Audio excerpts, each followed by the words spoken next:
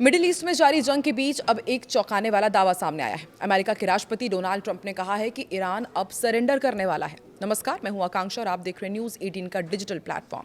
एक रिपोर्ट के मुताबिक ट्रंप ने G7 देशों के नेताओं के साथ हुई कॉल में ये दावा किया है कि अमेरिका इस युद्ध को जीत रहा है और ईरान जल्द ही सरेंडर करने वाला है।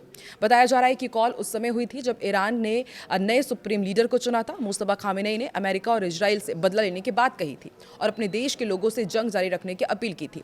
लेकिन ट्रंप का दावा कुछ और ही कहानी बता रहा है। ट्रंप ने अपने social media platform truth social पर भी एक बेहद आक्रामक पोस्ट किया है। इसमें वो लिखते हैं कि हम ईरान के आतंकवादी शासन को सैन्य, आर्थिक और हर तरीके से पूरी तरह खत्म कर रहे हैं। ईरान की नौसेना खत्म हो चुकी है, उनकी वायुसेना लगभग खत्म है, उनकी मिसाइलें और ड्रोन लगातार नष्ट किए जा रहे हैं। ट्रंप ने तो ये तक कह दिया है कि अमेरिका के पास असीमित हथियार और पर्याप्त समय है।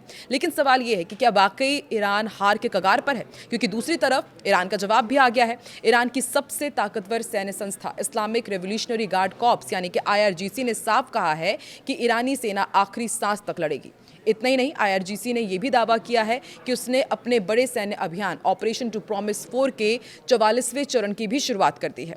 इस ऑपरेशन में इजराइल के कब्जे वाले इलाकों में कई सैन्य ठिकानों और पश्चिम एशिया में अमेरिकी ठिकानों को निशाना बनाया गया है।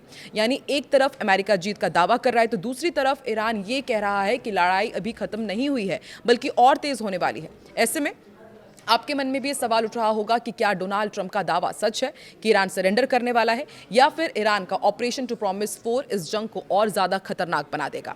और अगर ये टकराव ऐसे ही बढ़ता रहा तो क्या ये जंग पूरे मिडिल ईस्ट को एक बड़े विश्व युद्ध की तरफ धकेल सकती है? आप क्या सोचते हैं? क्या ईरान सच में सरेंडर करेगा या फिर आने वाले दिनों में जंग और भी भयानक होने वाली है? अपनी राय कमेंट में जरूर बताएं, क्योंकि मिडिल ईस्ट की इस जंग का अगला कदम पूरी दुनिया की दिशा बदल सकता है।